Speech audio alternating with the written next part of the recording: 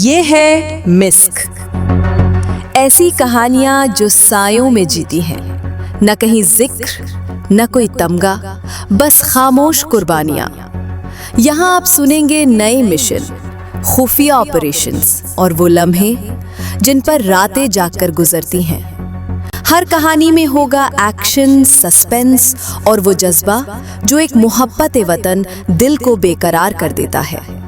جب آپ یہ سب سنیں گے، آپ کا سر فخر سے بلند ہوگا اپنی فوج پر، اپنی انٹیلیجنس ایجنسیوں پر اور اپنے پاکستان پر۔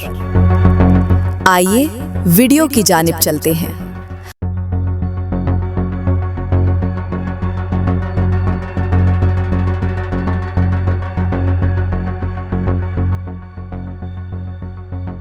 کہتے ہیں جب خاموشی بولنے لگے تو دشمن کے قلعے لرز اٹھتے ہیں، اور جب بولنے والی کوئی عورت ہو جو وطن کے لیے اپنی ذات مٹا دے تو وہ صرف انسان نہیں رہتی، وہ نظریہ بن جاتی ہے۔ فتیقہ اسلام آباد کی ایک ذہین، باوقار اور سادہ مزاج لڑکی، جس کی دنیا کتابیں، شاعری اور سیاست کی باریکیاں تھیں، لیکن وہ خود نہیں جانتی تھی کہ اس کی زندگی ایک عام صفحہ نہیں، ایک خفیہ باب تھی۔ یونیورسٹی کے بعد وہ اکثر شہر کے ایک ویران کیفے میں بیٹھا کرتی، نوٹ بک میں تحریریں، تنقید، خواب اور وطن سے محبت کے انداز۔ ایک دن وہی کیفے، وہی میز، وہی چائے، مگر اس دن ایک اجنبی آیا۔ نظر جھکائے، لہجہ پرسکون، بس ایک جملہ کہا، کیا آپ ایسی زندگی کے لیے تیار ہیں جہاں آپ کا نام کبھی نہیں لیا جائے گا؟ فتیقہ نے مسکرا کر پوچھا، اور اگر وطن سر اٹھا کر جیے تو کیا نام واقعی ضروری ہوتا ہے؟ بس اسی لمحے اس لڑکی کی زندگی کا رخ بدل گیا۔ چند دن بعد اسے ایک محفوظ مقام پر بلایا گیا، جہاں اس کی زندگی کے سب خواب ایک مشن کے رنگ میں ڈھلنے لگے۔ فزیکل فٹنس، کرپٹو کمیونیکیشن، ہتھیار، سرویلنس اور سب سے زیادہ خاموشی میں رہنے کا فن، جہاں ایک دن اس سے صرف یہ پوچھا گیا، کیا تم بغیر آنکھ جھپکائے کسی کو دھوکہ دے سکتی ہو وطن کے لیے؟ فتیقہ نے کہا، میں جھوٹ سے نفرت کرتی ہوں، مگر اگر سچ سے کوئی مر جائے تو جھوٹ عبادت بن جاتا ہے۔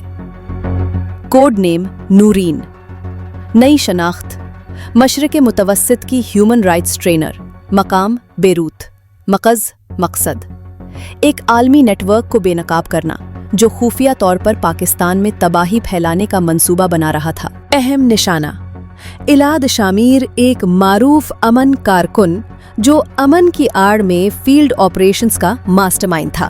فتیقہ نے بیروت میں قدم رکھا، ایک اجنبی شناخت، ایک مصنوعی لہجہ اور ہر دن ایک نیا چہرہ۔ وہ مشن کا آغاز نہیں، خود کو ختم کر چکی تھی۔ وہ میٹنگز، سیمینارز، کانفرنسز، ہر جگہ ایلاد کی توجہ کھینچنے کی کوشش، وہ کامیاب ہوئی۔ ایلاد اسے دلچسپی سے دیکھنے لگا۔ ان کے درمیان بحثیں، تبادلہ خیال، نظریہ مقابلے، اور پھر ایک دن ایلاد نے فتیقہ سے پوچھا، تم پاکستانی ہو نا؟ خاموش لمحہ، تیز دھڑکن، مگر فتیقہ نے نگاہیں اٹھائیں اور کہا، اور اگر ہوں بھی تو کیا دشمن صرف وردی میں آتا ہے؟ اس رات اسے پہلی بار دشمن کی خفیہ میٹنگ میں شرکت کا موقع ملا۔ ایک فلیش ڈرائیو ہاتھ آئی جس میں پاکستان کے خلاف سائبر حملوں، معاشی تباہی اور سوشل میڈیا مہمات کی تفصیلات تھیں، مگر جیسے ہی وہ واپس ہوٹل پہنچی، پتہ چلا وہ بے نقاب ہو چکی ہے۔ اس کے کمرے میں 2 نامعلوم افراد پہلے سے موجود تھے۔ پہلا وار اس نے خود کیا، ایک کٹورا سیدھا ایک کے چہرے پر، پھر ایک دوڑ، بیروت کی گلیاں، چھتیں، ویران راستے۔ ایک لمحے کو لگا سب ختم ہو جائے گا، لیکن اسی گھڑی اس کی خفیہ ٹریکر ایکٹیویٹ ہو چکی تھی۔ قومی سیکیورٹی ایجنسی کی کوور ٹیم نے پیچھا پکڑا۔ ایک سنسان گلی، اچانک فائرنگ، ایک دشمن گرایا، دوسرا زخمی۔ فتیقہ کو گولی لگی کندھے میں، مگر وہ گری نہیں، بس زمین پر بیٹھ کر کہا، ایک بار اذان سنا دو پلیز۔ وطن واپسی پر کوئی سلامی، کوئی تمغہ، کوئی تصویریں نہیں، بس ایک رپورٹ، آپریشن نور کامیاب، اور فائل کے آخر میں एक हाथ से लिखा गया नोट, फतीका तुम वो रोशनी हो जो साए की कोख से निकली और अंधेरे को जला गई। ये सिर्फ फतीका की कहानी नहीं, ये उन तमाम बेटियों की कहानी है जो ना जंग का शोर मचाती हैं, ना फतह का परचम उठाती हैं, बस चुपचाप दुश्मन के दिल में घुस जाती हैं और वतन को वो तहफ़्फ़ुज़ देती हैं जो सिर्फ ख्वाबों में नजर आता है। इंतज़ार कीजिए किस्त 4 वर्दी के बगैर जंग, जहां हम बात करेंगे उस खातून की जिसने बंदूक नहीं सिर्फ कलम से दुश्मन को शिकस्त दी।